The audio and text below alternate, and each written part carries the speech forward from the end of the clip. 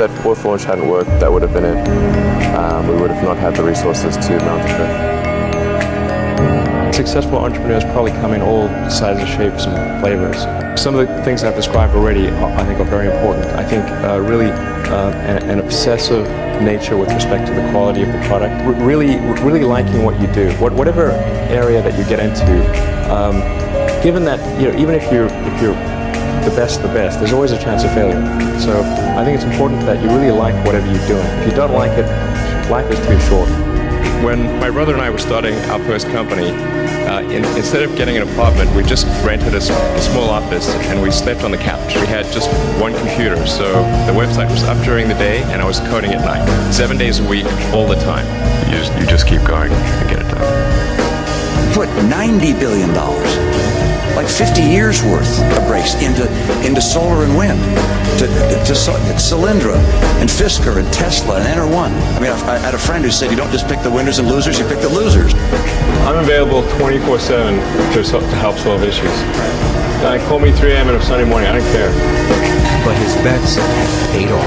We didn't just repay the principal, we actually repaid it with interest and a bonus payment. So ultimately the U.S. taxpayer actually made a profit of over $20 million on this loan. Work like hell. I mean, you just have to put in 80 to 100 hour weeks every week. If other people are putting in 40-hour work weeks and you're putting in 100-hour work weeks, you will achieve in 4 months what it takes them a year to achieve. A natural human tendency is wishful thinking. So a challenge for entrepreneurs is to say, well, what's the difference between really believing in your ideals and sticking to them versus pursuing some unrealistic dream that doesn't actually have merit?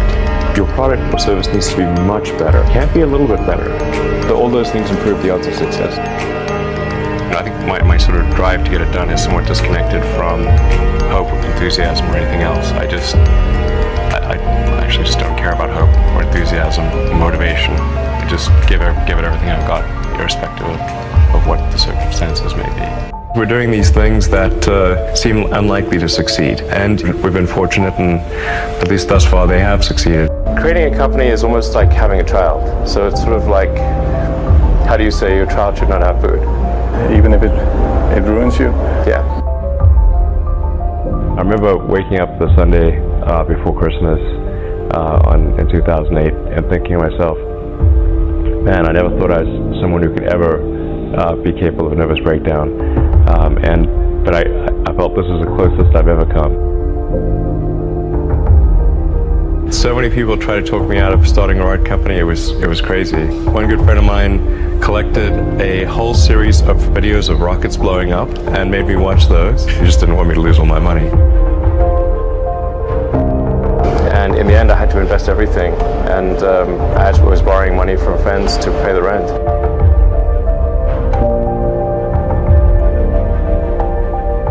What we'd like to do is to establish a city on Mars and help make humanity a multi-planet species and a true spacefaring civilization. That's the ultimate goal. I'm not saying we will do it, I'm just saying we're going to try. You had that third failure in a row. Did you think, I need to pack this in? Never.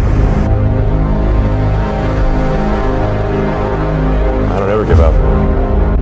NASA called and told us that we'd won a $1.5 billion contract. If you need inspiring words, don't do it. I think wishful thinking is innate in the human brain. Having civilization and life as we know it extend beyond Earth to the rest of the solar system and ultimately to other star systems. That's the future that's exciting and inspiring.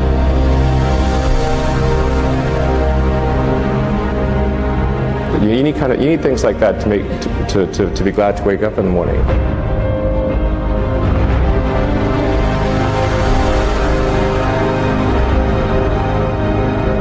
Life can't be just about solving problems. Like, there have to be things that are inspiring and exciting that make you glad to be alive. And ultimately, be out there among the stars. And that's actually been a very difficult journey, I have to say. Yeah. There is a path to do it, even if that path has a lot of danger associated with it, risk, and maybe it won't succeed.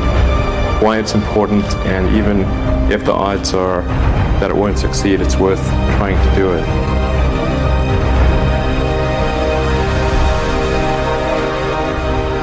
There are certain important things that we must do in order for the future to be good.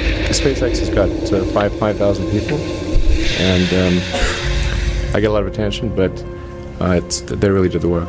It's an awesome team. 20 seconds and counting.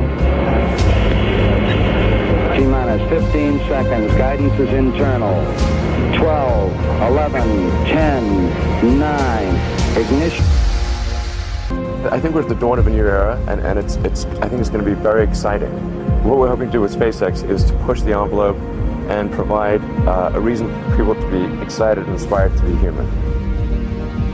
We managed to do 3 launches, but they failed.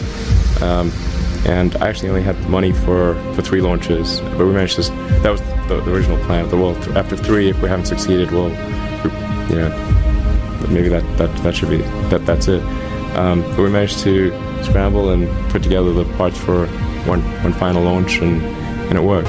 Every now and again, the little scrappy company wins, and I think this will be one of those times. 3, 2, 1, 0. All engine running. Liftoff. We have a liftoff. 32 minutes past the hour. Liftoff on Apollo 11. I think it's important that humanity become a multi-planet species. I think most people would agree that a future where we're a spacefaring civilization is inspiring and exciting compared with one where we are forever confined to Earth until some eventual extinction event. That's really why I started SpaceX. What I'm trying to do is to make a significant difference in spaceflight and help make spaceflight accessible to almost anyone. When something is important enough, you do it even if the odds are not in your favor. You know, there are American heroes who don't like this idea. I was very sad to see that because those guys are,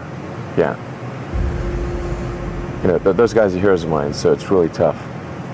I wish they would come and visit and see the hardware that we're doing here.